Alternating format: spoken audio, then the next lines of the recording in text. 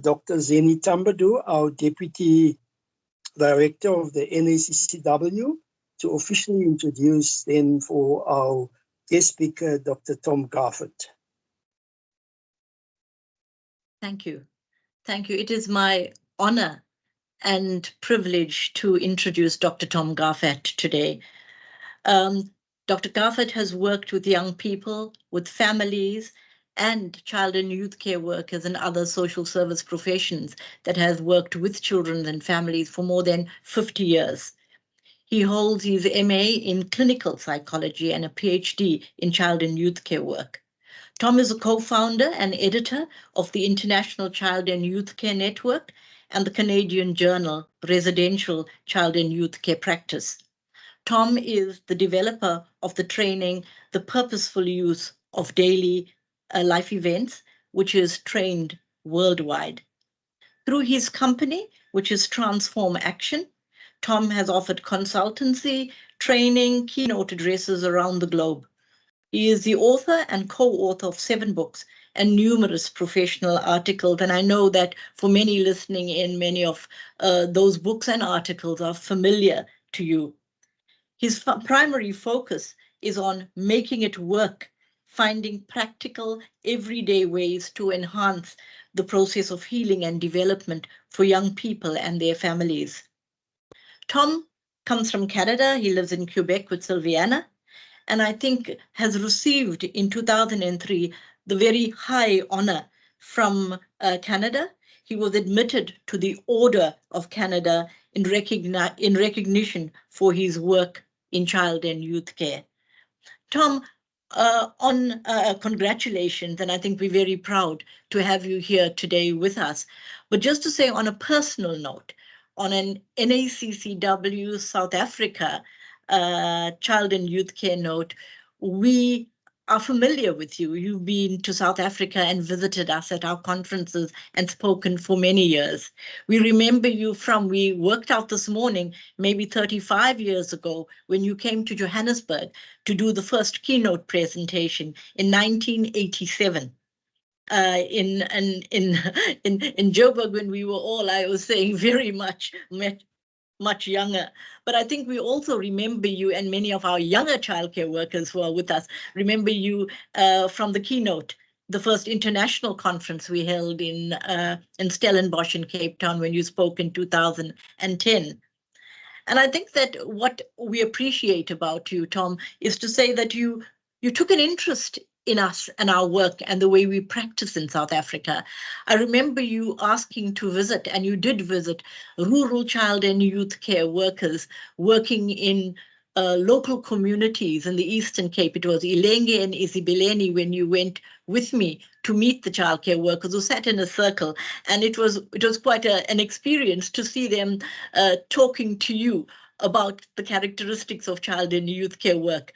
I think the concepts that you have theorized, they were demonstrating how applicable it was in the practice in South Africa and in such disparate rural areas. On a personal note, I just want to thank you as well for my growth, because you were my co-supervisor when I completed my master's degree, and in very much in Ubuntu spirit to say, I am because you are. I think you have contributed to South Africa and to me at that level. And I know that, you have not been well for a while and have not been presenting publicly, but we are grateful that this first presentation after your illness, you are comfortable to join us and open and be part of this opening address to the South African and, of course, our international guests here on Child and Youth Care Worker Week in 2024. Thank you. Thank you very much, Chair. Thank you, Zeni, for those kind words. If you'll bear with me just for a minute, I'm going to share my screen and set up my computer properly, and we will get started. Is my screen showing okay? Yes. Thank you very much for that. Well, then, I want to say that we're going to take the next hour or so to talk about relational child and youth care practice, and it seems appropriate at this time that we're celebrating relational practice as a theme for this year's Child and Youth Care Week. You'll notice on the board, or on your computer, the title is Relational Child and Youth Care Practice, What It Means to Me. And you'll notice the question mark. And the question mark is there because just like everyone else in our field, I'm not really sure yet what it means. And for the last perhaps 25 years, we've been discussing within the field this thing that we call relational child and youth care practice.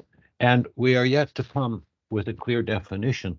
And if you look at this month's CYC Online, for example, which is dedicated to relational practice, you will notice that people from different places in the world have presented some aspect of relational practice from their perspective.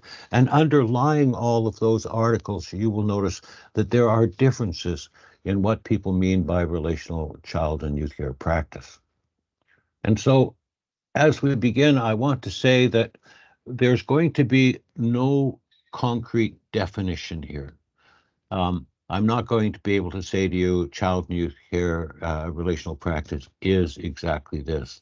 And so what I am saying today is that these are my thoughts. These are my beliefs at this point in time about what relational child and youth care practice means to me and what I mean by the term.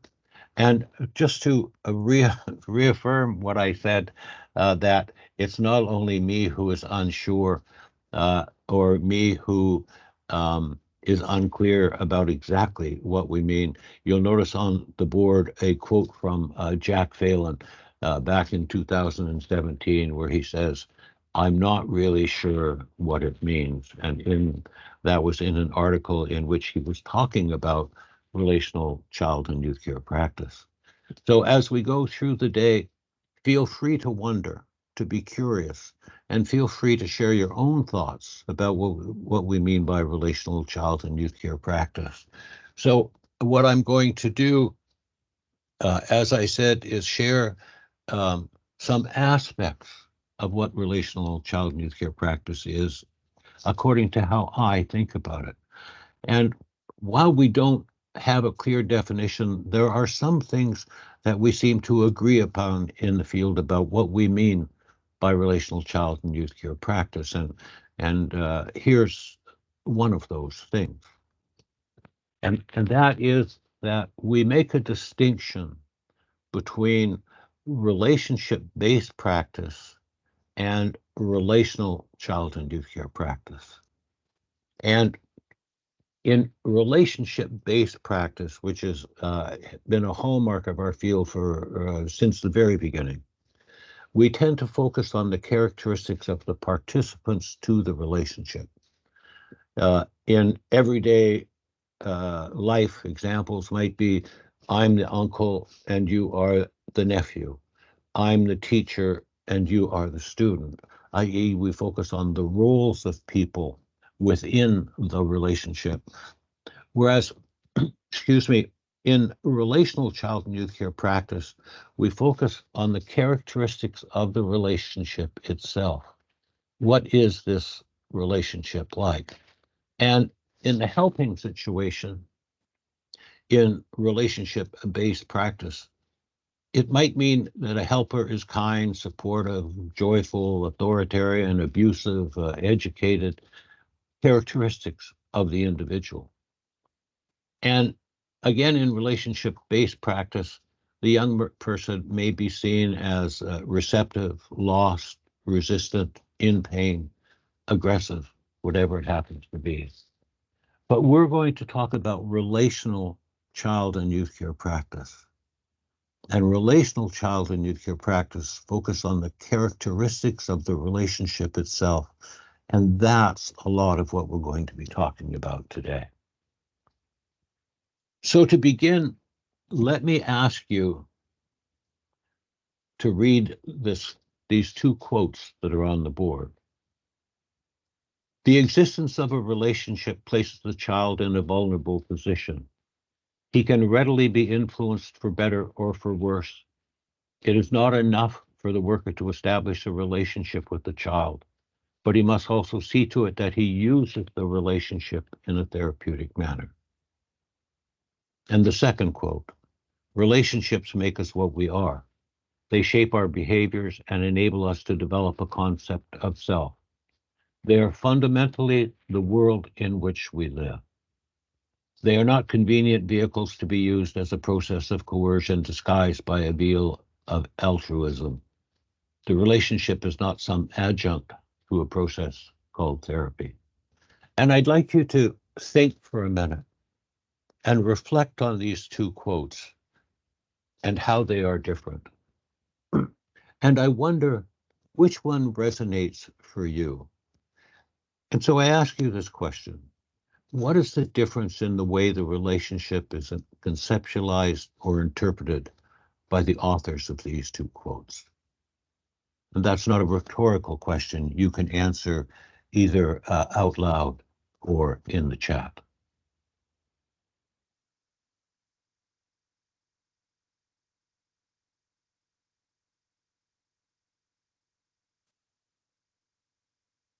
What is the difference between these two?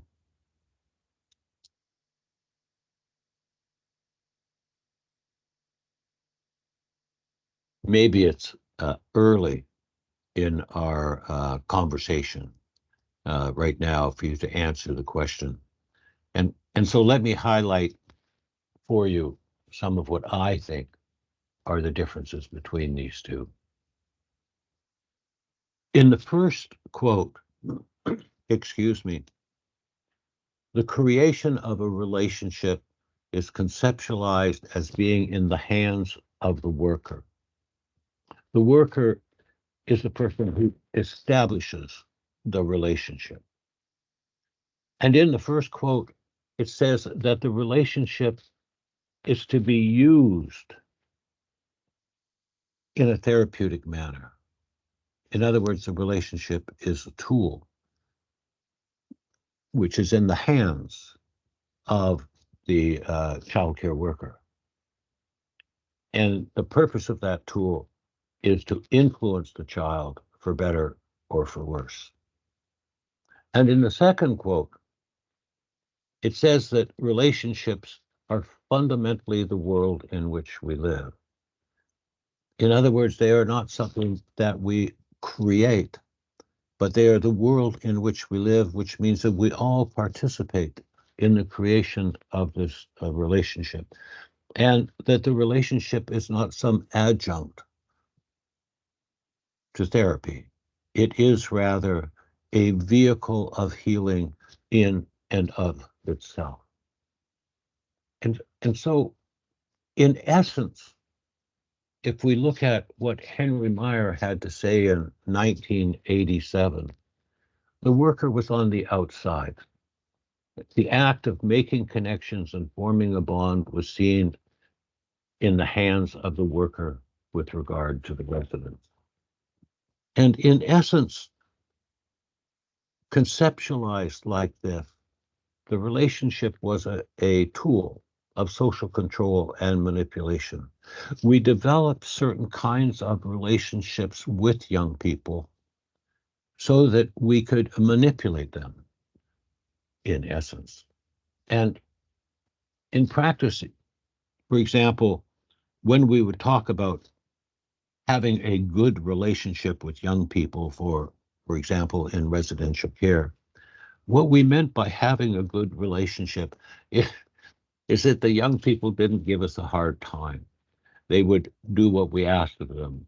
They liked me. They liked to be with me.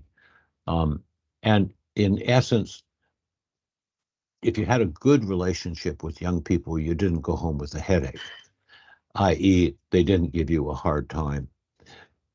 But I was doing a daily life events training a week or so ago with a group in Ontario.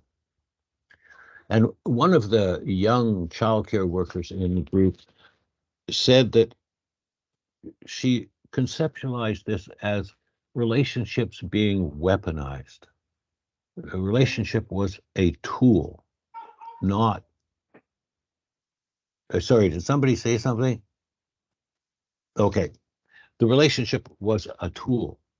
Whereas in relational child and youth care practice, we talk about the relationship as a place, a relational space, if you would.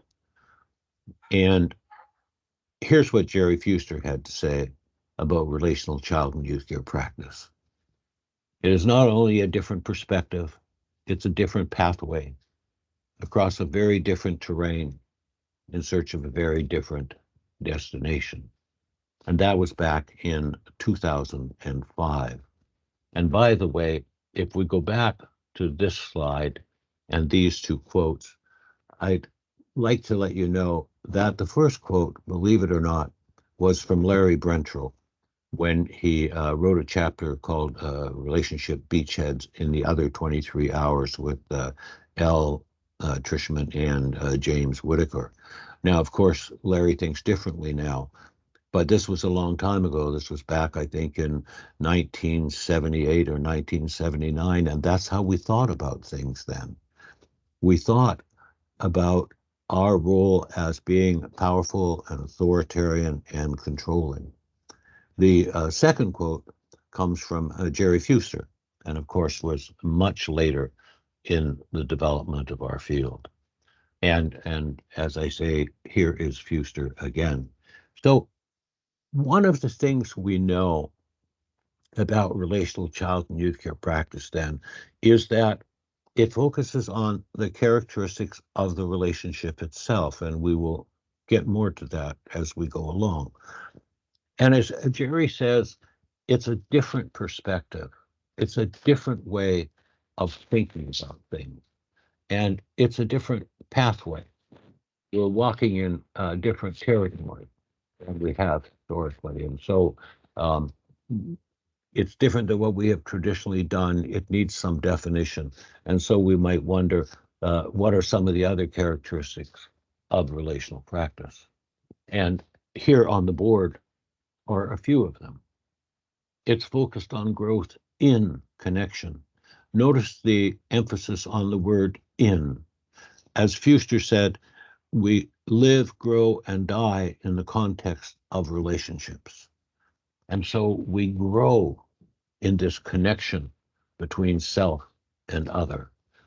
Relational practice sees interactions as the center of growth and development.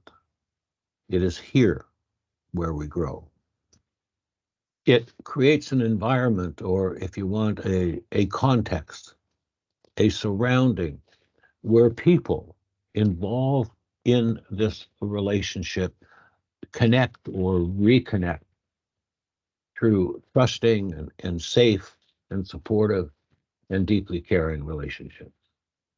It focuses on a balancing of power, and notice that I don't say a balance of power, but rather a balancing, because different people in a relationship hold different kinds of power. We don't all hold the same. And finally, relational practice involves being in relationship with others and connecting the behavior. And being in relationships, as I mentioned earlier, is different than having a relationship. I have a relationship with all kinds of people in my life. For example, I have a relationship with my partner. I call him up, I tell him what the problem is. He comes over, he fixes it. I give him his payment, and he goes away. That's not a healing relationship. That's not a therapeutic relationship. I am not in relationship with him. I have a relationship with him. And I don't concern myself with connecting with him beyond the behavior. It's only his behavior that I'm interested in. Will he do a good job, and will my problem be solved? But relational practice looks beyond the behavior. We consider the whole person. And historically in our field, we've been primarily concerned only with the behavior of young people. A pretty classical approach is the ABC model, which many of us would have come across in early days of our studies. There is an antecedent, there is a behavior, and there is a consequence, with the emphasis being, of course, on the behavior itself. And thus, in our field, we developed things like points and level systems. We used rewards and punishment. We were authoritarian and controlling in our relationships because we only focused on the behavior and we wanted the behavior to change. But we didn't often historically focus on what motivates behavior.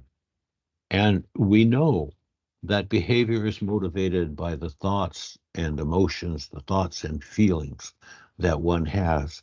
So I think a certain way, I behave a certain way, I feel a certain way, I act in a certain manner.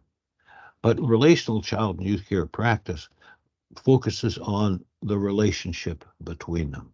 So we're always, when we're engaged with a young person, we're always focused not just on the behavior, but the thoughts and the feelings, especially as those thoughts and feelings motivate behavior. And it's also fair to say that behavior can generate thoughts and feelings. If I behave in a certain way, I might feel a certain way. Thus, we encourage young people sometimes to do things differently, believing that if they do something in a different manner, they might experience things differently and they might experience themselves differently. And notice that that's probably the second or third time this morning that I've talked about how people experience themselves. In relational child and youth care practice, we are concerned with how people experience themselves. And we often say that many of the young people with whom we work need a different experience of self in relationship to others. They feel, for example, or they experience themselves as worthless, as a subject of abuse, as hopeless, as unlovable, as unworthy. And we want them to have a different experience of themselves. We want them to experience themselves as valuable, as mattering, as loved. And part of our job then involves focusing on how they think about themselves and how they feel about themselves and how that connects to their behaviors. And so Zenny mentioned earlier the characteristics of a relational child and youth care approach, and that's what's there on the board. And I understand that that is very familiar to everybody. Just for people's information, these characteristics were developed over time through large discussions with various people around the globe on what they see as the characteristics of relational child and youth care practice. It originated from my own research on effective interventions, but was then put out to the field through discussions on CYCNet. And in the last edition, the last paper, the 25 characteristics of a child and youth care approach revisited, there were over 200 people who had input into that behavior. So it is fairly consensual.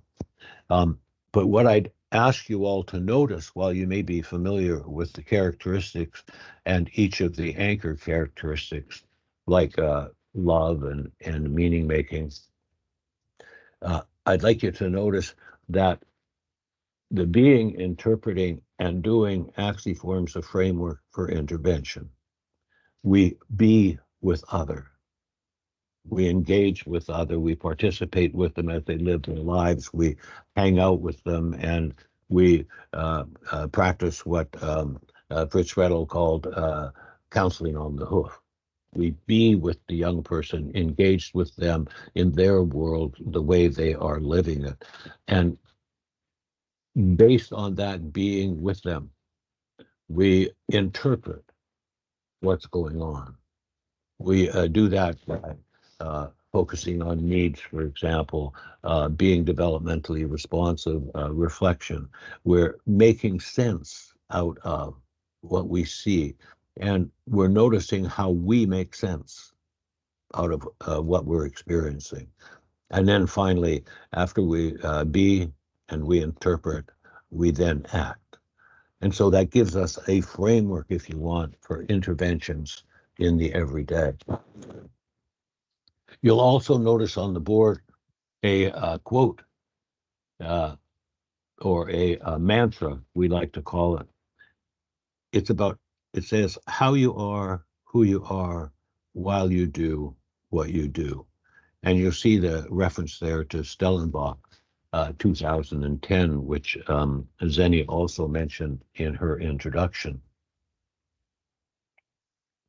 Well, at the international conference in Stellenbosch,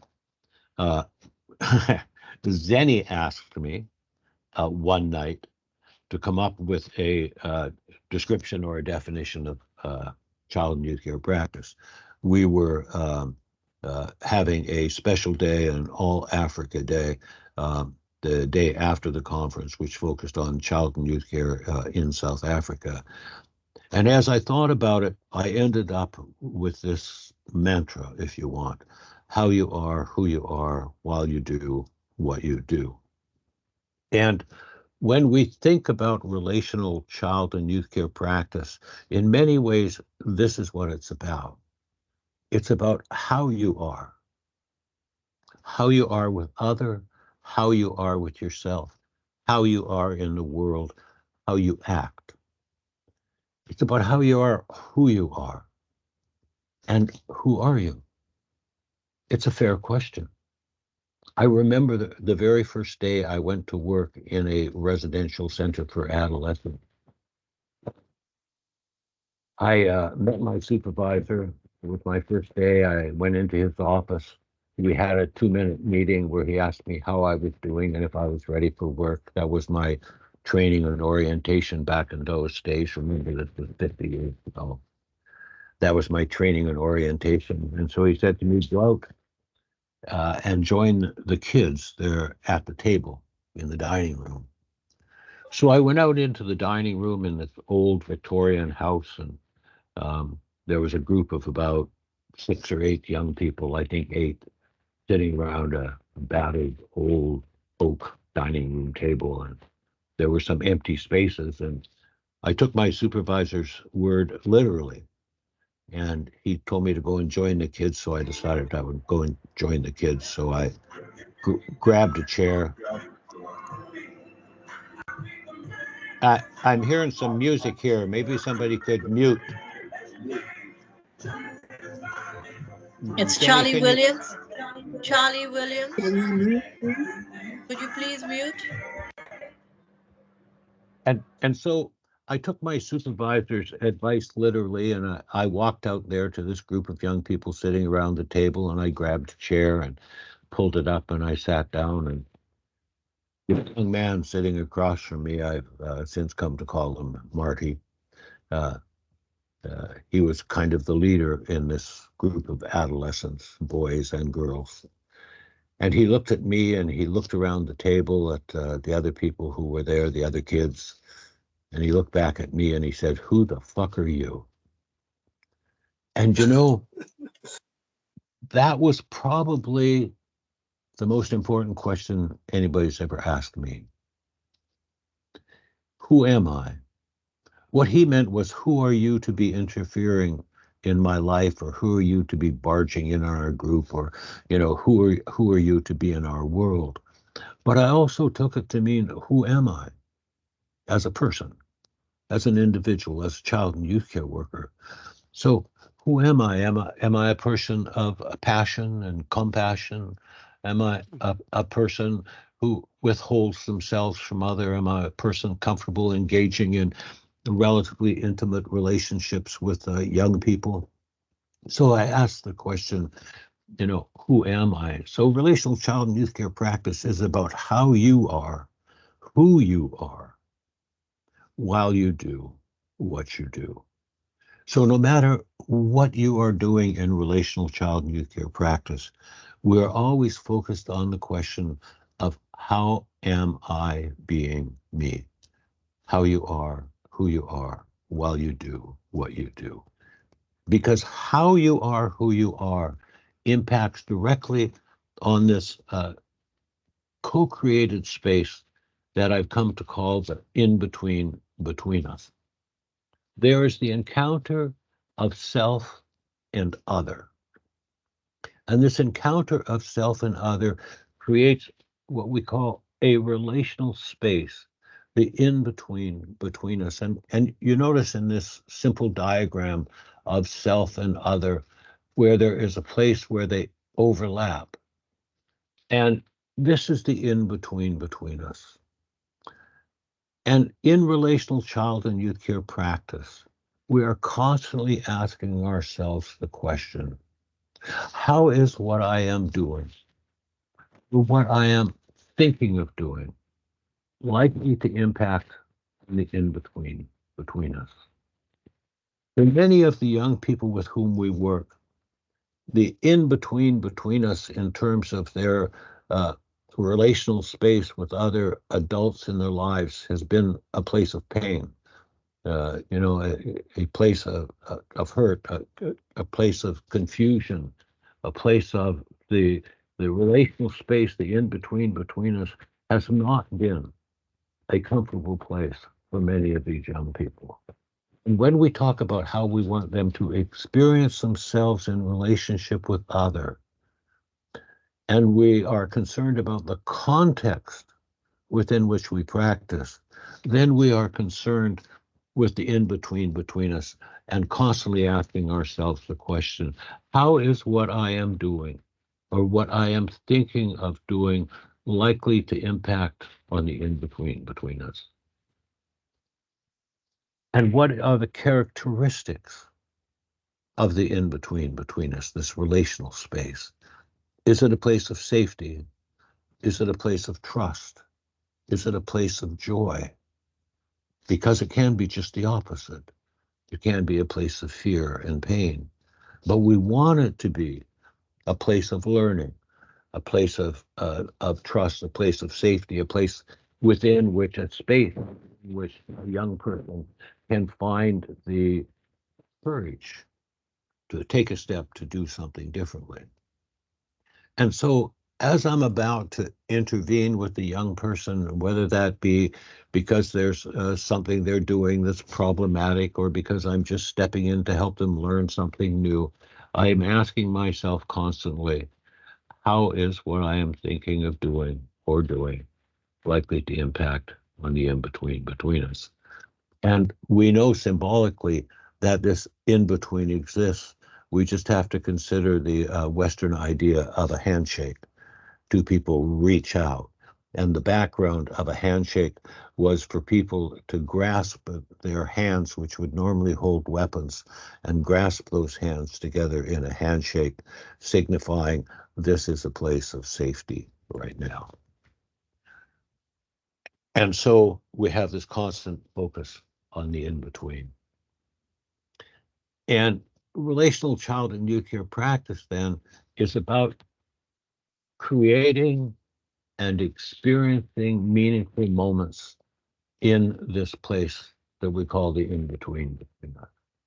And it's about us as child and youth care practitioners acting in such a way that we impact the in-between in a positive manner so that it becomes a place of safety, caring, and trust. And as Mark Kruger said in 2008, our goal together is to create as many moments of connection, discovery, and empowerment for ourselves with each other. And notice the emphasis here in this quote on connection, because it's only in the in-between between us that we find a place for a genuine connectedness between self and other. There's no other place where this can exist, this thing we call relational practice. As Fuster said, and I mentioned earlier, we live, die, grow, develop in the context of relationship. It is the world in which we live. And so our role is to impact on that context, which here I'm calling the in-between. And it's up to us to participate with a young person in a way that we co-create this in-between. It is not something that the worker can dictate. You cannot make a young person feel safe. You can only help to create the context within which they feel safe. And creating that context comes through the creation of connections. They are the start of the development of this relational space. They are the start of the development of this space where meaningful connections might occur. So connections are the foundation for everything. And we focus on making connections to create the space, and you make different connections inside that space. And that space changes over time. At first, when we encounter a young person, that relational place might be a place of distrust, or at least a lack of trust, a place of wariness, a place of fear, because of their previous experiences. And gradually, step by step, we help this relational space become a little bit safer, a place of a bit more trust and a bit less fear. And that's the beginning of our relational connection and our relational practice. And connection really is, as it suggests here on the board, it really is a joining of energies between self and other. The energy of the childcare worker connects with the energy of the young person, and these energies joining create a connection and create the space that we're talking about. And we often say in child and youth care practice, without a connection, nothing else is going to happen. A connection of safety needs to be where we begin. And so relational practice starts with a focus on what I call relational safety, which in essence I describe as, in this relationship with this person, I feel safe from harm from myself or other. In this relationship with you right now, I feel safe. I am not afraid. I'm not afraid that you're going to hurt me. I'm not afraid of failing. I'm feeling that it's okay to be me. And so we ask ourselves the question, what does it take for someone to feel safe in a relationship? And for each of us, this may be different based on our previous experiences and our developmental level and all kinds of other factors. What it takes for you to feel safe might be different than what it takes for me to feel safe. And so part of our job is to understand what it takes for this particular young person to feel safe. And when we talk about relational safety, I remind myself that I too need to feel safe in this relationship. That relational safety is a two-way street, that the young person needs to feel safe and I need to feel safe as well. And so each of us grow and develop in this relationship towards a place of greater safety, particularly of relational safety, because it's only in the context of relational safety that I might find what it takes to take significant risks. And, Howard Bath, about 10 years ago, said that safety is closely related to the quality of interpersonal connections, which just re-emphasizes my point that it's in the connected experiencing that we feel safe or don't feel safe. And it's only in relationship with other, Howard said, that I can begin to feel safe, that the child can begin to feel safe. If you're not connected in relationship, there's no way that a young person can begin to feel safe. Healing, true healing, occurs in the context of a connected relationship. And so we wonder, how do you create a safe relationship? And the answer, of course, lies in a relational approach to child and youth care practice. A couple more points about safety. As Howard said, safety is one of the three pillars of trauma-informed care. It is one of these three things that young people need to experience in order to begin the process of healing from their trauma. And relational child and youth care practice parallels the need for safety, connection, and emotional regulation. If you look at the characteristics closely, you'll see how they contribute to what we call relational safety.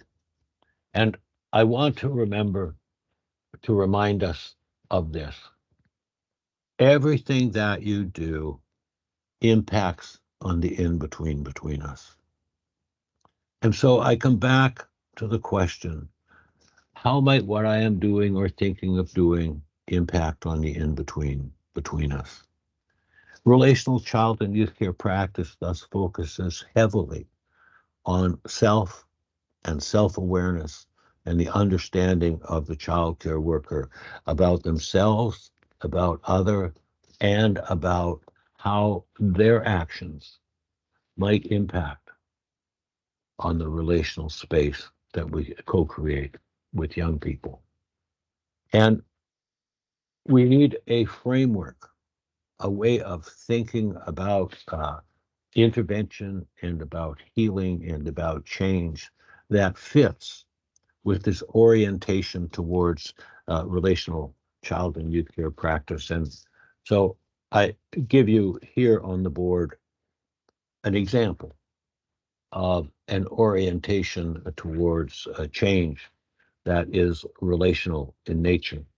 And it comes from the training I developed, as Zenny mentioned earlier. This is the philosophy behind the purposeful use of daily life events. And I want to open it up just for a moment for you to help us see perhaps the value of having such an orientation. It begins with a statement in a context of a relationship of safety.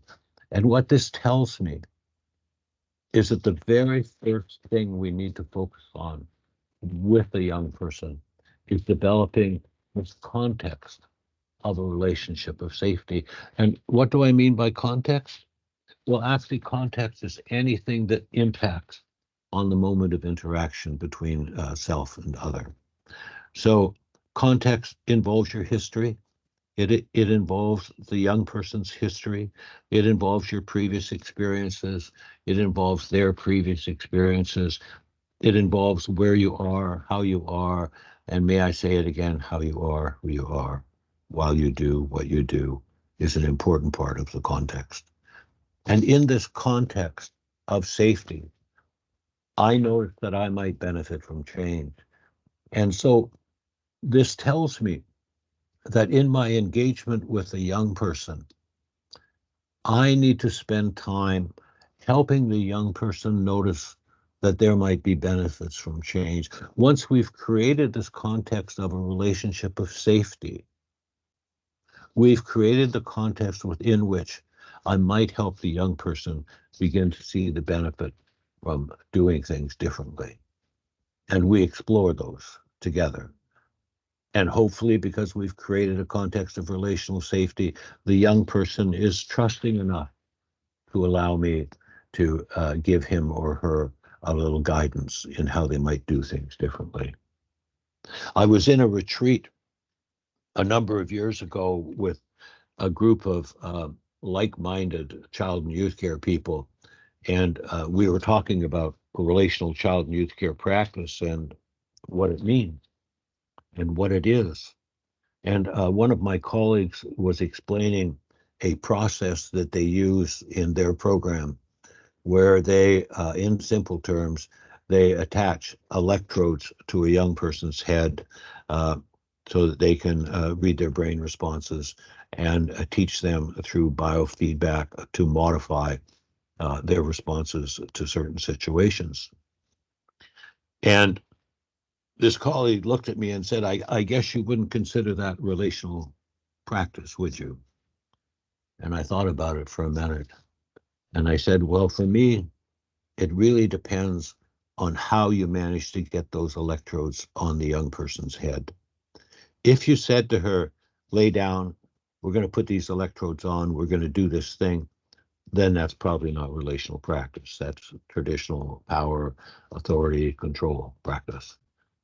But if you worked with her in such a way that she came to trust you enough that you could say to her something like, there's this technique that some other young people have used that seemed to help them a bit. Would you like to give that a try? Would you be willing to give that a try? And because she trusts you, she said yes, then probably that is the result of relational child and youth care practice. So I help young people notice how they might benefit from change because they have developed a relationship of trust. And they try something new. And our job is to support them in taking the risk to try something differently than what they usually do. And notice here that we're saying the young person needs to take a risk because it's always a risk. It's always a risk to change, no matter who you are. And I don't care, you know, I've been in this field for 50 some years, and I still think that change is risky because who knows what's going to happen as a result of it.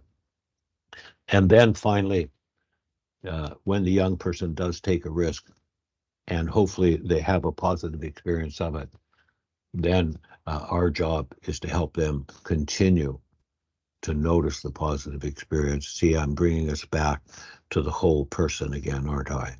The thoughts, the feelings, the behaviors. Notice how when you behave in a certain way, you have different experiences of yourself.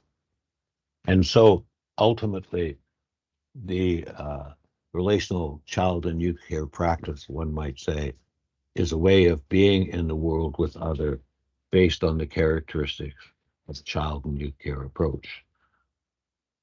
And so that's what guides us in our relational practice.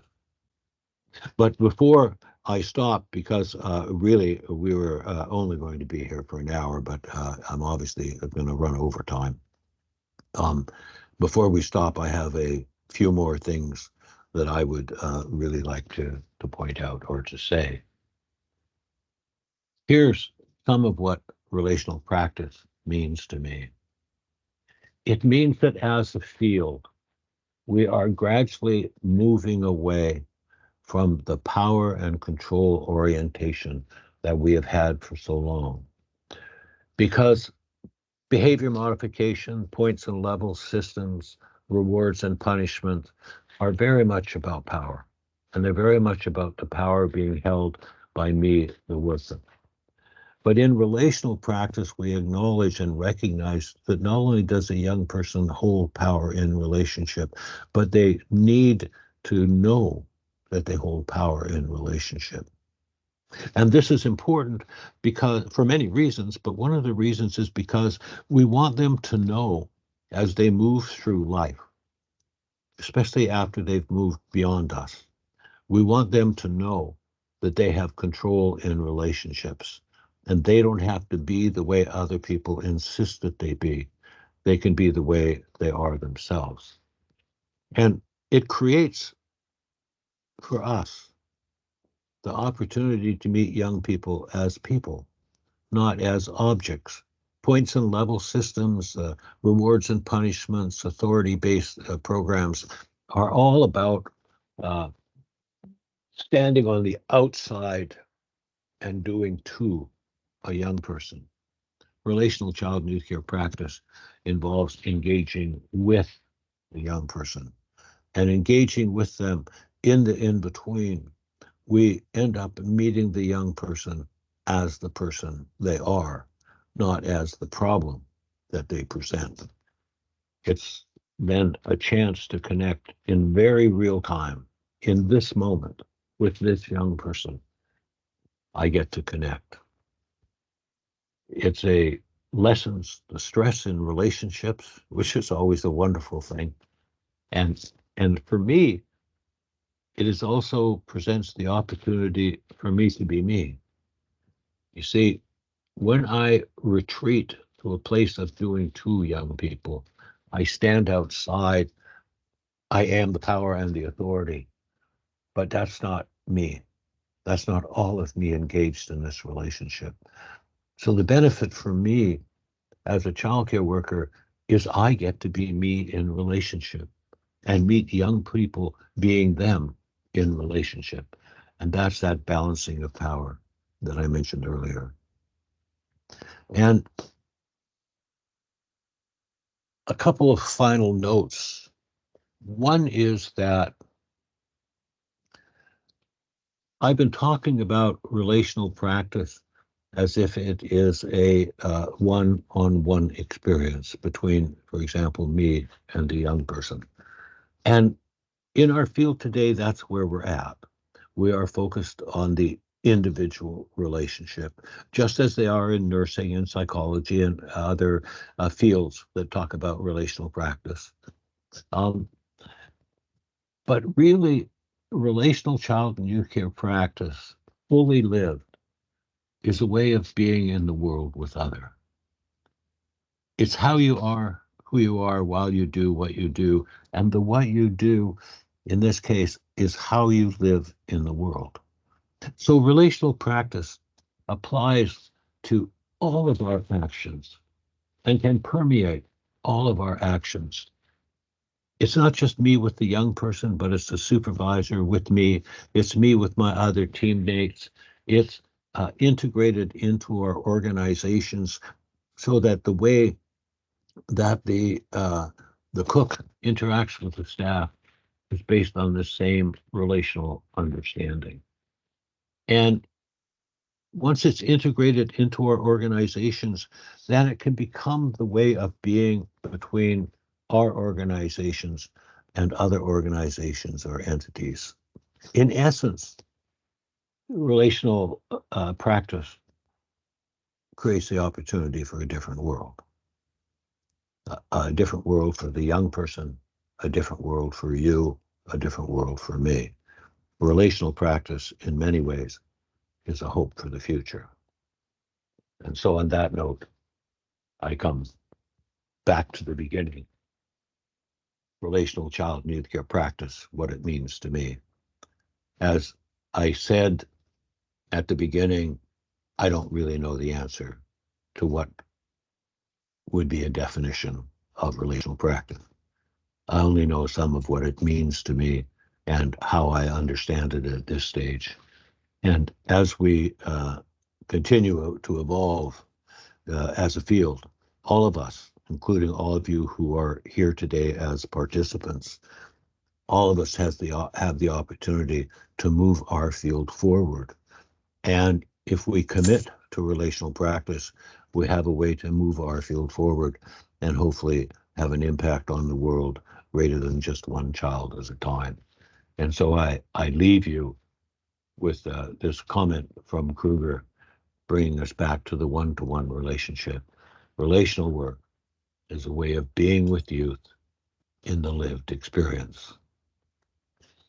Thank you for your time. Thank you very much, Dr. Thom.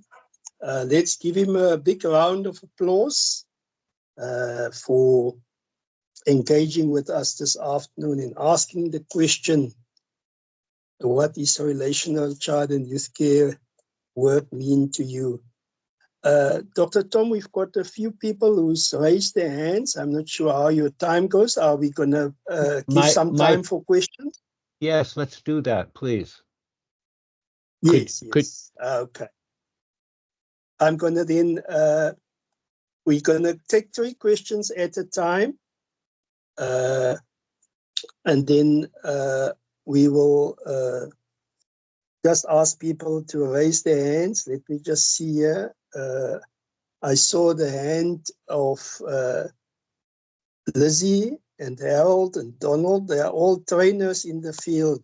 So let's start with Lizzie then, and then we're going to go to Harold and then Donald.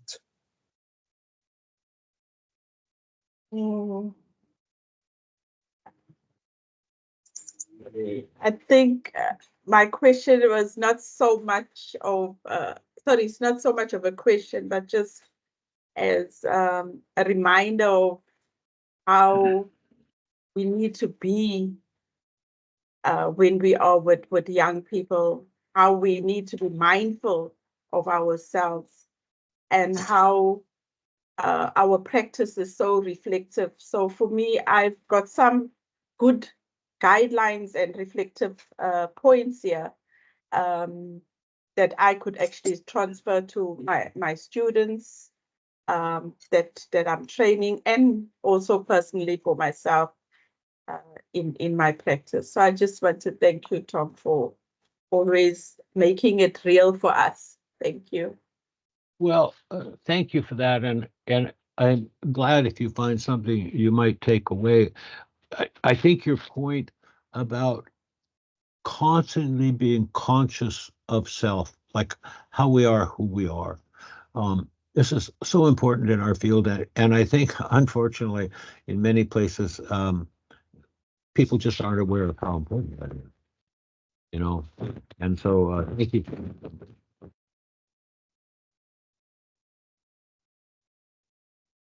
Donald, who is next? Yeah, Harold. Hi, Thom. Thank you very much. I just wanted to, again, also, I don't really have the question, but the comment here is that in the training today, we talk about communication and the importance of communication in the maintaining of really positive relationships. What I wanted to say here is that what you are saying is, and it adds to what, links to what Lizzie is saying, is that importance of being self-aware about who am I, where I am with a young person. So I think what you've done here is you've just added to that, and I'll probably raise a little bit of this or remind the learners again tomorrow of the things that you have just indicated here, and really I think a very, very important element is the issue of safety and helping young people to feel safe where they are in this relationship that we try to build with the young people. Yeah. So thank you very much for that. Yeah, Harold, I think that's a really important point. You know, historically, when we thought about safety, we mostly thought about physical safety. You know, is this young person safe, you know, in the world that they're in? And that's important, make no mistake. But relational safety, does a young person feel safe in this relationship, is relatively new within our field. Well, just let me say it's desperately important. So thank you for your comment. Thank you. Donald? Thank you very much, Thom, for this beautiful session that you had with us. And I've got a comment and a question. You know, my comment is as you completed this lecture, you spoke of the relational practice, that it should apply in our everyday practice, our everyday actions, which I think is very important and across different levels, because that is something that we lack in most organizations, where you find that some of the young people who are coming into an organization could be they could be delayed from their growth because of the amount of time that they stay there feeling scared and unsafe, and even scared to even take risks. So I think that is very important. And the question that I have for you is, what can a child and youth care worker do in a situation where a troubled child doesn't want to accept the service from the child and youth care worker? He blocks everyone. Thank you. So he doesn't want to accept visits, did you say, Donald? Doesn't want to accept the service, doesn't want to accept anyone to come into his space or her space. Okay, fair enough, fair enough.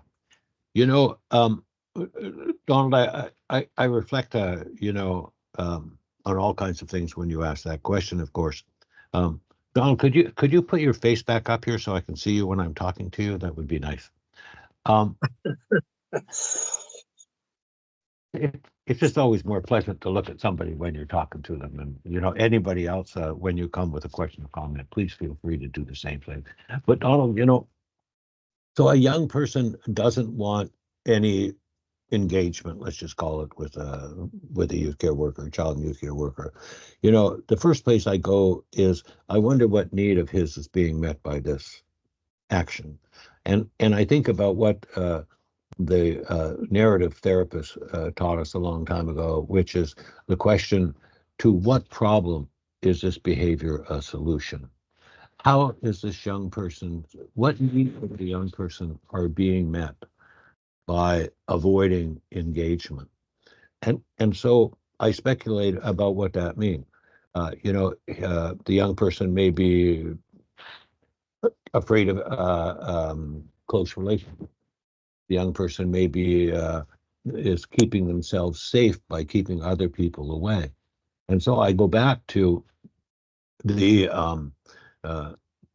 characteristics of a child and youth care program. And one of those is hanging out. And one of the things I think about, Donald, is how so often we're really too anxious to help. You know, we really want to help the young. We don't like seeing young people in pain. And so we want to help them as quickly as we can. And sometimes they may experience us as being, let me just call it pushy or demanding. You know, like, we want to talk about what's going on for you. Well, I say to people, you know, we begin with relational safety. So I don't want to do anything that's threatening to this young person. So I just want to have tea with them. You know what I mean? I just want to sit beside them. I don't want to offer them any help at all. If they don't want any help right now, then I have to respect that somehow they're meeting their own need and they don't feel safe. And so I'm just going to be with them. And you know, I remember Donald working with a young person who didn't want any engagement with childcare workers. But it was my job, you know, because I was the supervisor. I had to do something, you know. So I just went. This person, the young person, was, you know, living in a residential program, but didn't want anything to do with anybody who was forced to be there. That kind of residential program, you know. I just went and sat with this young person every 3 days, maybe. It took weeks until finally this young person even said hello, you know. And so I come, Donald, to the point of, number one, I'm curious. You know, I wonder what's going on for the young person. That's that whole needs-based approach. Number two, I know that he needs to feel safe, so I can't do anything that's threatening. So I just want to sit there and be with him. Number three, and this is an idea that Lorraine Fox talks about, is that if you can't help a young person directly, perhaps you can help somebody that they can see, so that they realize that engaging with you is not necessarily a bad thing. So if I can help a neighbor, a sibling, someone else, so that they can see that connecting with me is not a bad thing. Anyways, those are the ideas that come to mind for me, Donald, off the top of my head when you say, what do I do about a young person who won't connect or be engaged? Thank you very much. Thank you, Donald. Dr. Zeni, I don't know if there's any other comments that you perhaps have summarized or saw there in the chat box. Or I'll Zeni? read Yeah. two. I will read two comments, but I think there's one question that that would be helpful to look at. One comment was that I'm thinking about the importance of being emotionally intelligent to avoid creating unsafe spaces for the child or the youth. They always say that you can't give what you don't have. Or the point about building yourself, that was from Jabu. I think that this a question from Gerald Jacobs is an important one for us as well. What are the ways in which we can integrate relational practice into institutions? Sometimes organizations operate on the principles opposite to relational practice. And Tom, we are dealing in South Africa still with secure care centers and residential care facilities run by government that make and NGOs possibly, but definitely government that makes things difficult for childcare workers.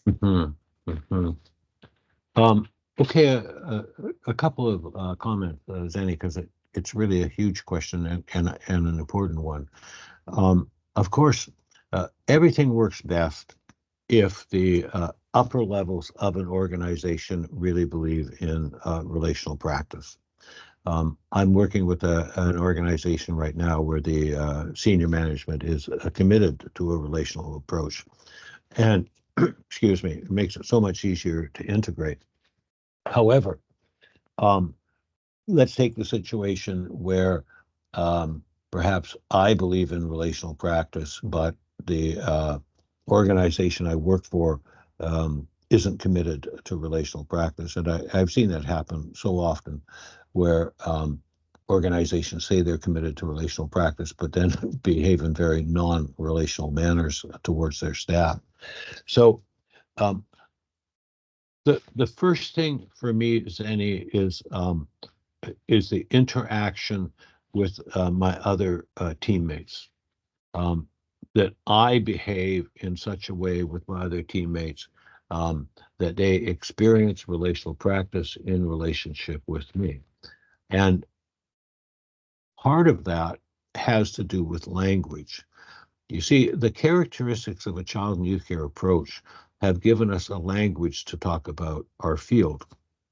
And as we use this language with our teammates and our supervisors and others, people will wonder what we're talking about. So I say, well, I think it's really important that I just hang out with the same person. And, somebody's going to ask us, what do we mean by hanging out? Or I think it's really important that we meet this young person where they're at. And so what does it mean by meeting a young person where they're at? So we start to use the language itself amongst ourselves as a team. And that's how it begins to get integrated into our organizations. And then we take some of the characteristics and we practice them. So, for example, we talk about in the daily life events training, for example, we talk about noticing and the importance of noticing. And so I might stand with my colleague and watch a young person do something. And my colleague and I can discuss, what do we both notice? And then we can reflect on, I wonder what that means to her. Here's what it means to me. What does it mean to you? And I wonder what it means to her. So on a very small level, Zeni, we're integrating, first of all, the language, and then we're practicing on a small level, just amongst our team, we're practicing some of the relational ways of thinking in our interactions and in our programs. Well, this gradually starts to have an effect on our team as a system as a whole, which is then going to impact on our supervisor. And we need to be, I often say that supervisors need to be with staff the way they want staff to be with young people, and I believe that to be true. But if you believe in relational practice, then as a staff, you're also committed to a relational way of being with your supervisor. In other words, you notice that it permeates everywhere. And then as I want to move up the organization, if I'm a supervisor, then I engage with other supervisors in a relational manner. And then our supervisory team becomes more relational, which then supports the front line in being more relational, and so on up the system. Well, this also involves things like, as I said, using a different language, leaving articles around for people to read. I mean, and these articles don't have to be big. I've written a couple articles myself on relational child and youth care practice, on relational safety rather, that are only a page and a half long. And we can leave these articles laying around, or we can say to a supervisor, we'd like to discuss this article because we've read it.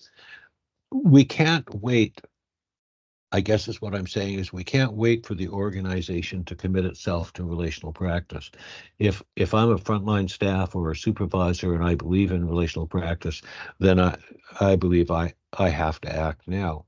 And then organizations like the NACCW, which can interact with other organizations on a more senior level, create moments like today, where we invite people to come and hear about or discuss relational practice in a non-threatening way, where they can just listen if they want to listen. For example, Heather Maudlin and I are doing a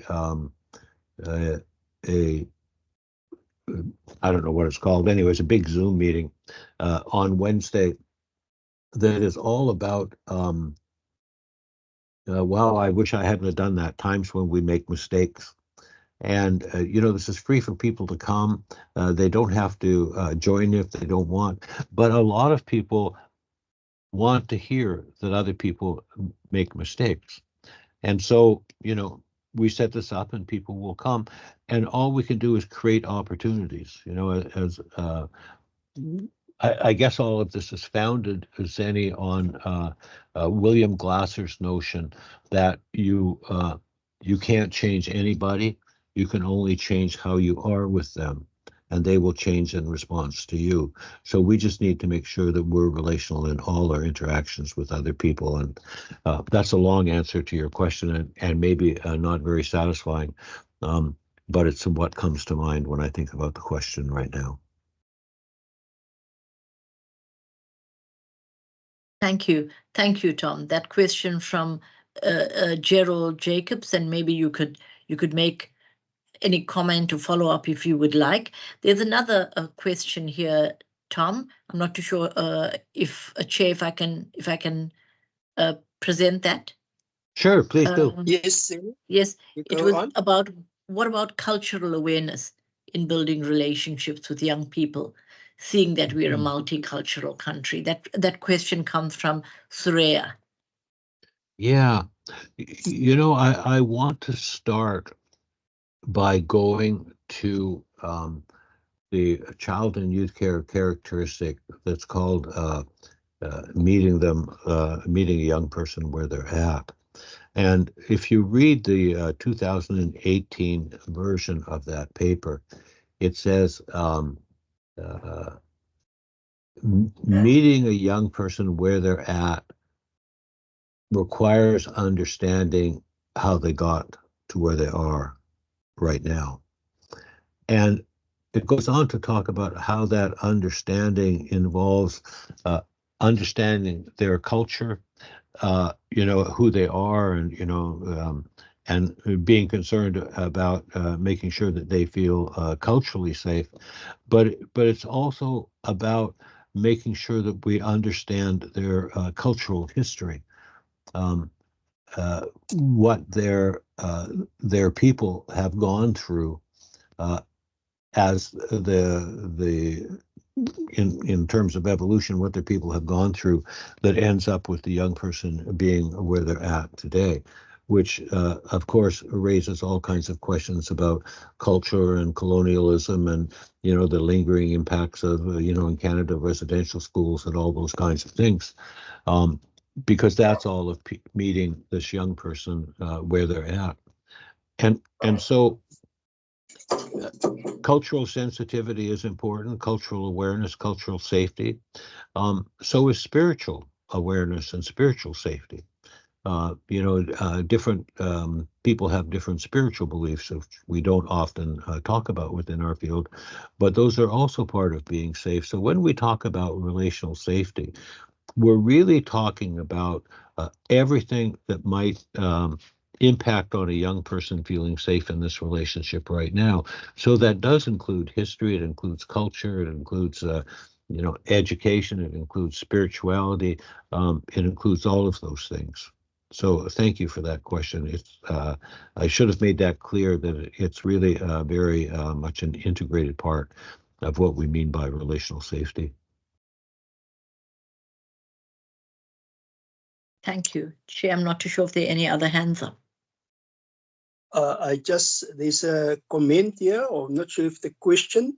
I want to acknowledge the reference made to trauma-informed care and the significance of building strong, supportive relationships with children to help them cope with all kinds of complex trauma they have faced. Thank you for valuable conversation, Fiona. Yeah, I'd like to talk about trauma-informed care for a moment. It was in my presentation for a number of reasons. I know there are all kinds of theories about and orientations about how we should be in working with young people who, well, with anybody who's been traumatized. I happen to very much like Howard Bass's orientation of safety, connection, and emotional regulation, because I think it gives us very concrete ideas about what to do. And for example, I've been working with a number of groups in Canada on developing what we call healing plans. These things used to be called intervention plans or treatment plans or whatever they happen to be. But my belief is that all the young people who come into our care have been traumatized. And all of them have experienced what we would call relational trauma. And so to take an orientation of safety, connection, and emotional regulation means that it's always in the forefront of our mind that this young person needs to feel safe, needs to develop, let's just call them healthy connections, and needs help usually in regulating their emotional responses. And so what I like about Howard's approach is that it's very easy to integrate into our thinking, and I would recommend anybody who hasn't read the 3 pillars of trauma-informed care, you can find it on CYCnet easily, and I would really recommend that everybody read that article by Howard.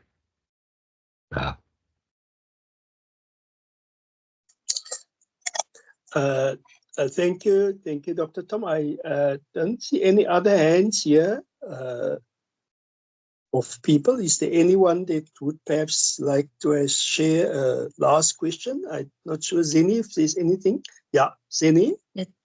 Yeah, I just thought to raise this other comment from Jabu, which says that what I have found to be strengthening relational work is being present and intentional in everything you do and are doing with the child or the youth. And that's something I also have found with child and youth care workers in the Izibindi model, and even in the Izibindi Izikoleni model, and in relational care, that that issue of intentionality, because you come upon circumstances that are completely unexpected in these encounters, and then yes. So maybe something on that comment.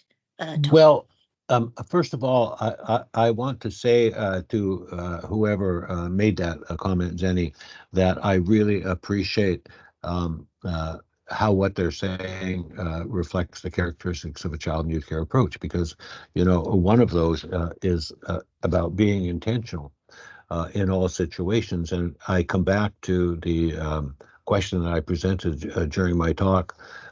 How is what I am doing or about to do or thinking of doing rather likely to impact on the in-between between us? And it's that reflective process that helps us be, I think, intentional in our interactions with young people. And so I like to say that I know it's a dream, but I like to say that everything we do for a specific purpose, and that's the intentionality piece. So often in our field, we watch people intervene, and they're not really clear about why it is that they're doing what they're doing. They're not clear about specifically what outcome they're seeking by doing this interaction with a young person. And that's again where the intentionality comes in. So Andy Leggett likes to say that you know, every interaction with a young person should be intentional, and in the best of all worlds it would be, of course. But even if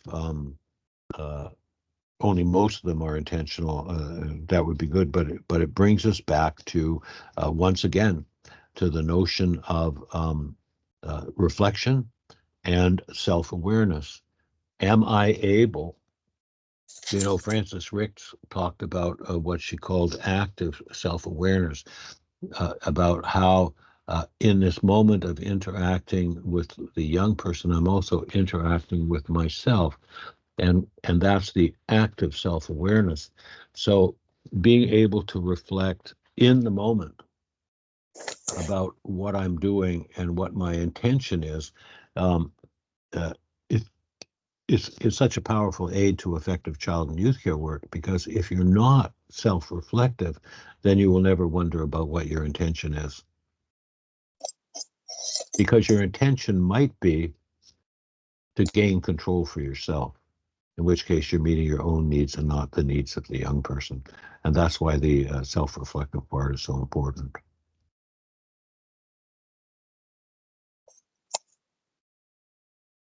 Any other questions or comments, Danny Donald? Yes.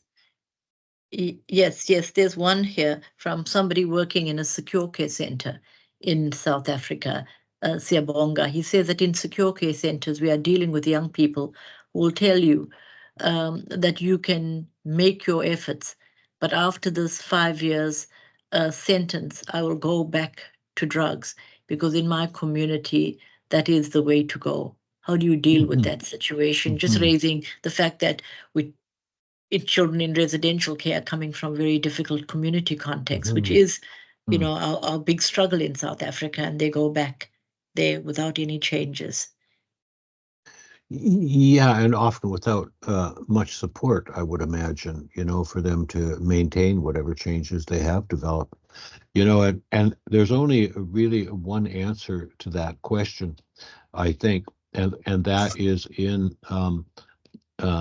developing connected relationships with the young person, so that they can see how they might benefit from doing things differently. And I come back to the philosophy, excuse me, of that I articulated from the purposeful use of daily life events, and that is that in the context of a relationship of safety. So I notice that I might benefit from change if I'm working with a young person who is involved with drugs and tells me, well, you know, I can do my 5 years, you can do whatever you want, I'm still going back to the same place before I came. Anything I do in the initial stages to tell that young person that they're wrong, that they should change, that that's a bad idea, any of that will be threatening to the young person and will push the young person away. First of all, if we go to the characteristics, we want to meet a young person where they're at. And this is where this young person is at right now, and we have to be prepared to accept them uh, uh, with that orientation, with that mindset for who they are in a non-judgmental fashion. And that's very difficult for many people to do. We want to tell people like, no, that's not a good idea. You shouldn't do that. It's bad for you. You'll just end up in jail again, whatever it happens to be. And that comes from, as I mentioned to Donald, our wanting to be helpful as quickly as we can. And unfortunately, sometimes we just need to be patient.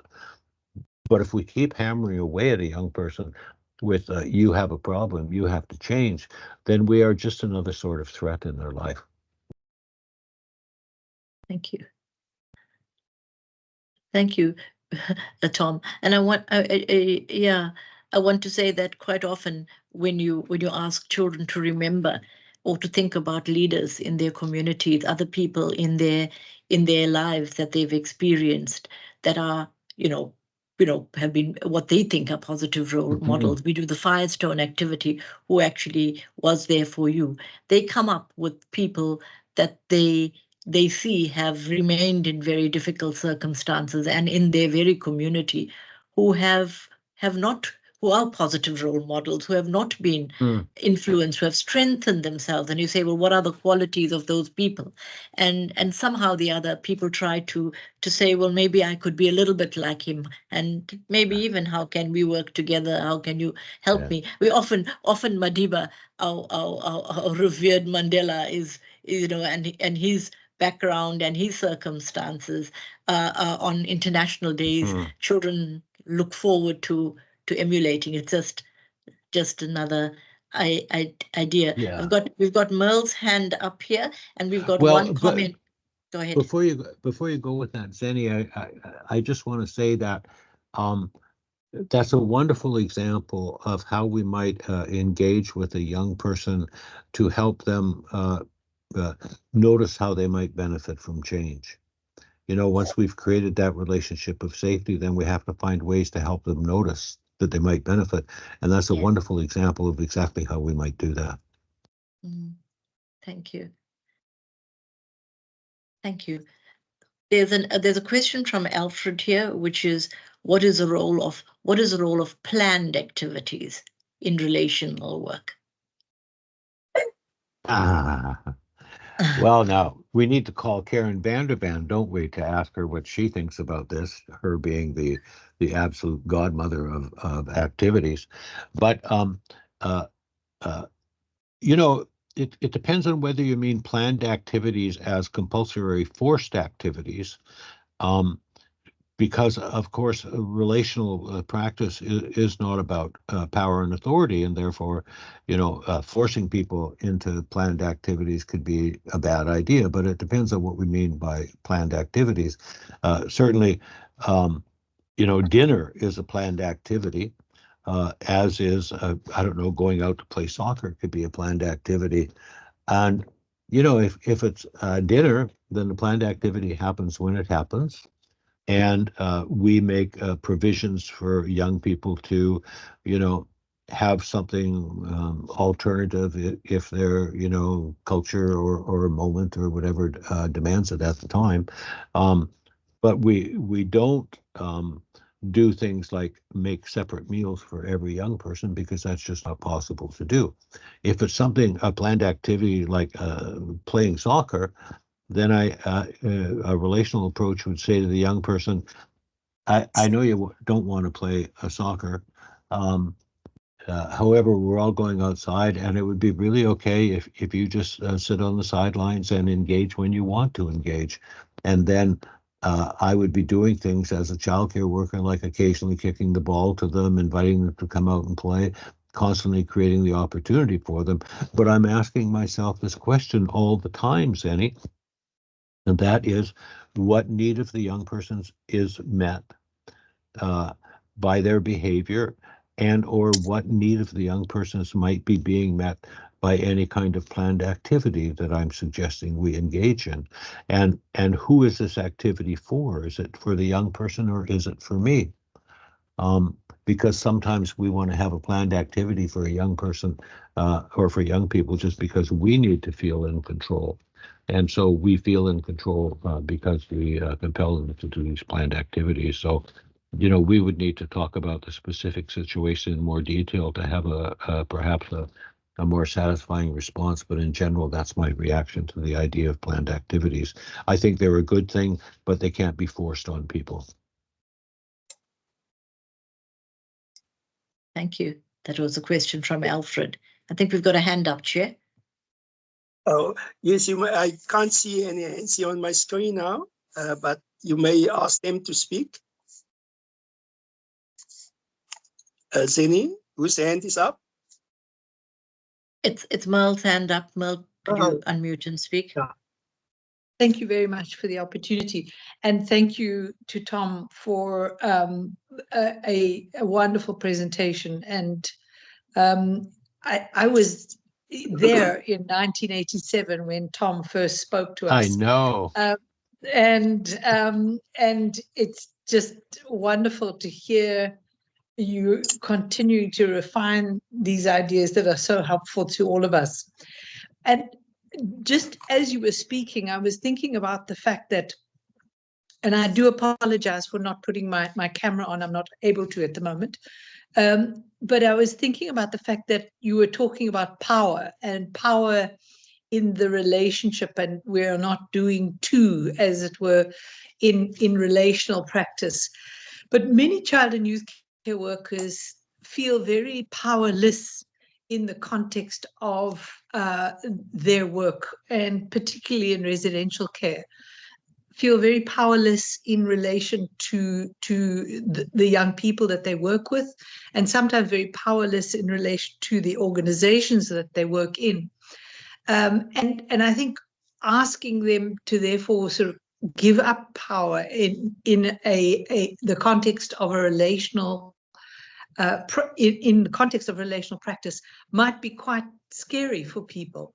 And I just wondered what your comment would be on that. Thank you.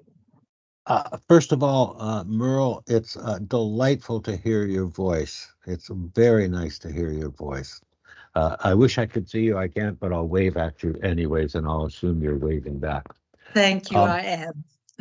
and then I want to say about 1987, before I get to your question, I suspect that I'm still saying the same things that I said in 1987. It's just that, as we evolve and the ideas evolve, and you're right, I continue to work on evolving my thinking and practice around, how to be with young people. I know that many people in organizations feel powerless, in many organizations, not just in residential care, but in many. And in asking them to give up power, I'm really only asking them to give up the authority, in a sense. You see, I believe that if you have power and you give up power, you have the power to give it up. You're still in control. Because if you have power and give it up, presumably you can always take it back. But one of the things that we know, and we know this from young people, one of the things we know is that as we create the context for them to become more valued participants in this process of healing that we're going through with them, they tend to become more responsive to our suggestions, our ideas, whatever it happens to be. So in essence, we end up, in terms of control, with more influence over the young person than we ever had when we were compelling them through the use of power and authority. And it's scary for anyone to think of giving up whatever control they already have if they have very little control in their work life anyways. And I recognize that. And especially important is that the supervisor of these people is committed to a relational approach as well, because if the supervisor of these people is not committed to a relational approach, then it's very unlikely that that approach is going to work, because the supervisor who does hold certain kinds of authorities will tell people to behave in a different manner. And so I know it's scary, and I also know that young people respond much more positively to a relational approach than they do to a power and authority approach. And I mean that in terms of the influence that we can have over, how they choose to be in the world. And we know that because young people have told us that. And if you continue to exercise power and authority over a young person, they will only resist it. And you will only continue to have to use more and more power and control in your relationship with them. And you yourself will hurt because it's painful to be in that position all the time. Just some reflections, Merle. Thank you. And what you say is just also, in responding to it, it's just saying so sensible. So thank you. I think it's something that I think we can particularly learn in our residential care environment. So yeah, I appreciate that. Thank you. I really think, Merle, that residential care environments are such fertile ground for the development of relational practice, because you always work in a team, and if you're committed to a relational way of being, like with everybody, including the other members on your team, then it's a wonderful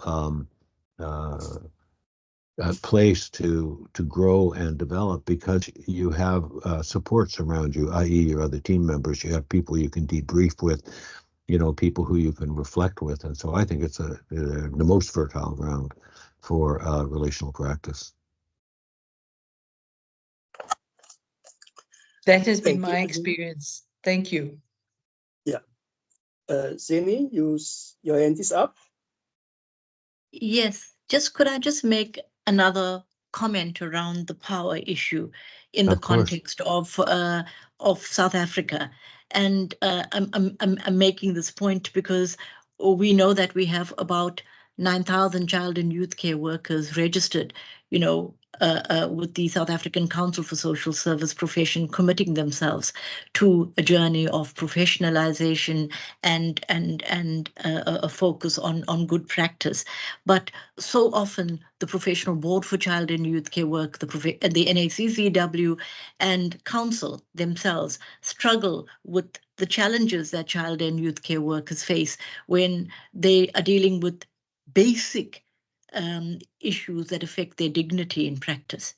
And, we heard Jabu saying that, you need to be the best you can yourself. You need to be who you need to be in order to be there for children.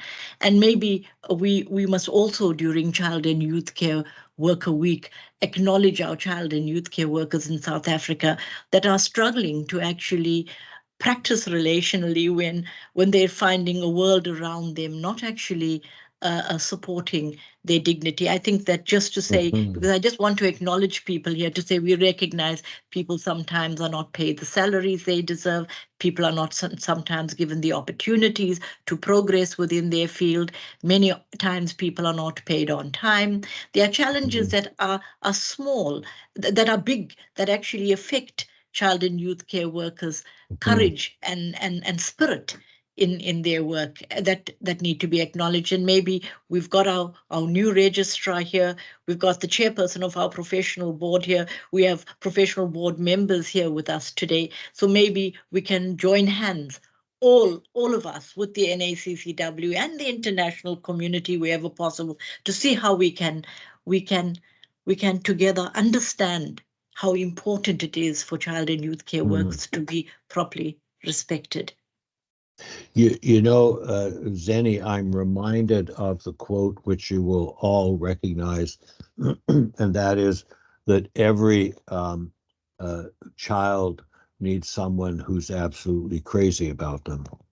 And what people forget is that the second line of that quote is, and so do the people who care for them. And what that recognizes is that it's a struggle to care for others when you feel uncared for yourself. And these issues that you're talking about, while probably not as serious as yours, permeate our field.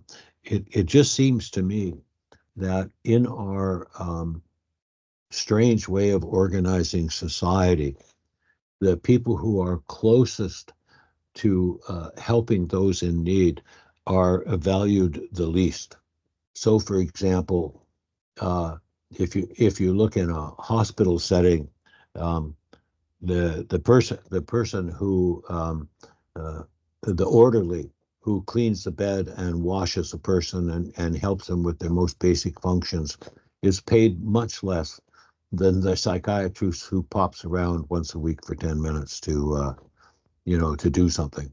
And that's true in most societies that I know. And it's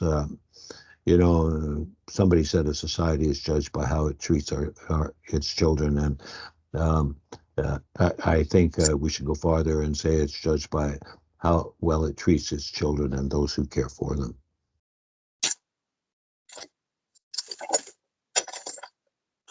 Thank you for the comments. I don't see any other hands. It seems like we have all had a chance to comment or give our questions. I just want to share the other comment here from Louise, who says, great presentation. It is highly motivating as I walk the journey of being a child and youth care worker here in Zambia. So, in Zambia. Hello, Zambia. Yes, Louise is here from Zambia. And as Dr. Garfat said, we are here because we're connecting with each other around the world. And thank you, Doctor, for making us aware that challenges are not indifferent to where we are in the world and in terms of what we do. So we also then just want to acknowledge our child and youth care workers, those who are there in the watch parties. We didn't welcome and recognize them as they are together. And as Dr. Tambadu said, we've got the members of the Professional Board for Child and Youth Care also then here with us. I just want to apologize that we also did not mention the passing on of our chairperson of Fitse Lesotho, Dr. Itumeleng Kimane, who passed on last month. And we also just want to acknowledge and share our condolences with our colleagues and her family there in Lesotho. At this point in time, we're going to then call on our Deputy Director of the NECW, Donald, just to do then the vote of thanks. Thank you, Donald.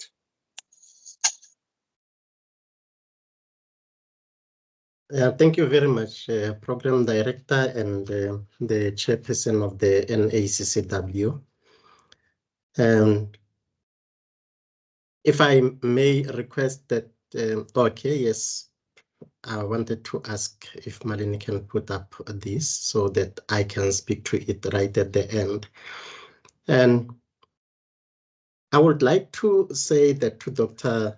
Thom Garfat that we are very grateful for the time that you set aside to address the child and youth care workers, not only in South Africa, but there are a number of countries that have joined today. We have learned a lot today, and I'm sure this is knowledge that we can easily and directly take into our daily activities. Very importantly, the distinction between the relationship-based practice and relational practice. And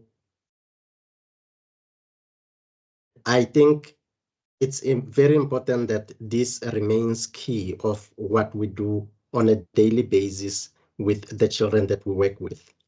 You spoke of the relationship and unpacked the relationship in the context, in the context of the child and youth care work. And that you also provided deeper clarity in relational child and youth care work practice, which I think it's very important because this is the language that child and youth care workers should hear over and over. A relational practice applies in all our practice, in our actions, and also in different levels. I felt that one really touched me because when you say that you are not only speaking to us as child and youth care workers, you are speaking to the child and youth care workers and all the different levels that exist in the organizations. And as supervisors, we also need to model that. Dr. Garfat, we continue to learn and grow professionally from all the knowledge that you presented to the sector through your books. And I am sure that now as we read your books, we'll be able to put a face and the person who wrote these books. And we will be reading them with a lot of excitement. And I urge all child and youth care workers to look for those books, read them because you had it. You know, this is very practical knowledge that we can use in our work and to help us deal with the children and youth as well as with their families and their caregivers. Today, Dr. Garfat, we had just over 80 connections, and that is over 200 people who joined us because we have people who joined through watch parties, and they can be as many as 15 or even more.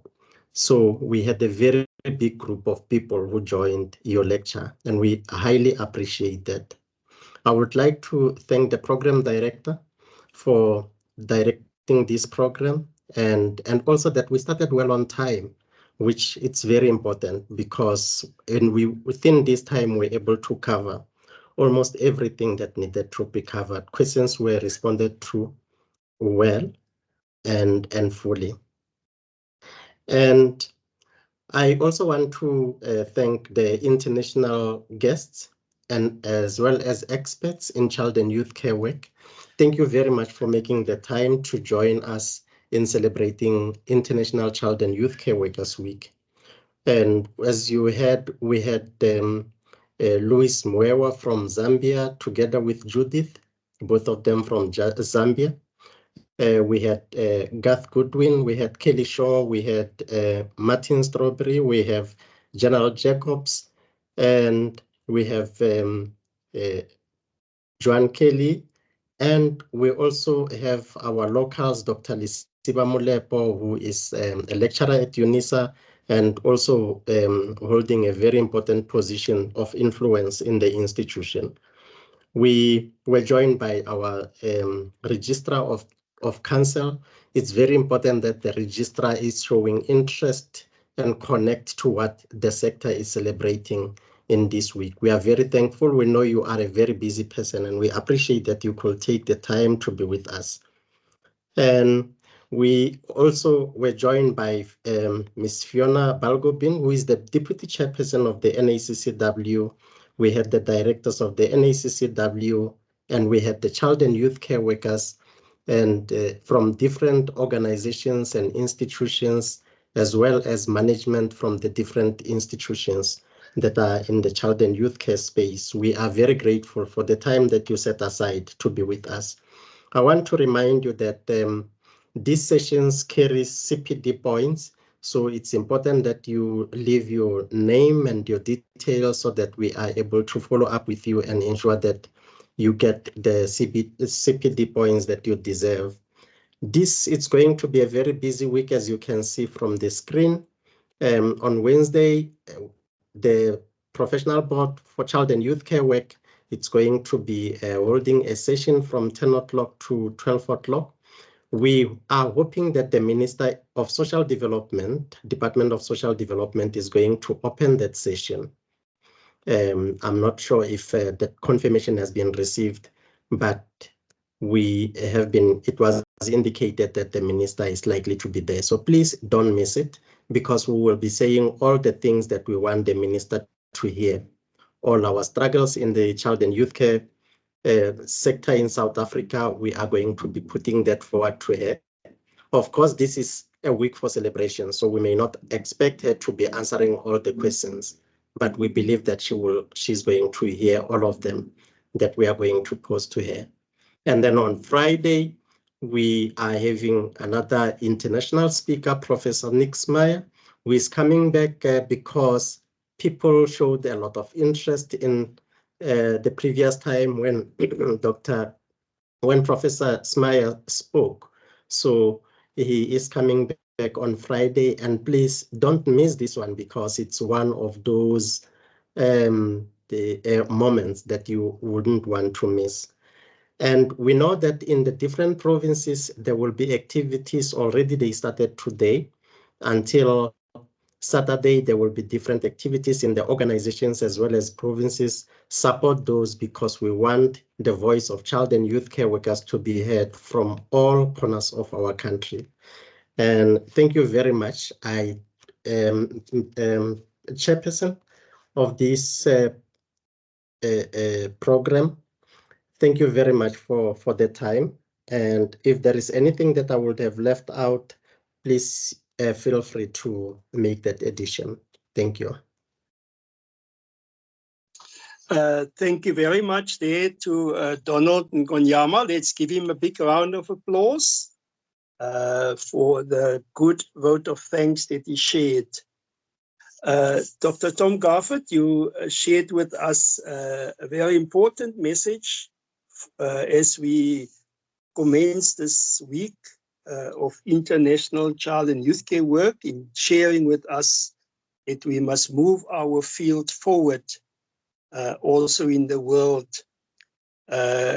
We would like then just a few comments from your side before we do say our goodbyes. Dr. Thom? You asked. Yes. Sorry, I had my microphone turned off. I was taking a minute to find out where it was. Thank you for that. I've enjoyed today very much. It's always a humbling experience to connect with South African child and youth care workers. I want to leave you with this final thought. Remember, it's about how you are, who you are, while you do what you do. So thank you for today. And Luciba, email me. Thank you, Zenny. Thank you, Donald. Thank you, Elwyn.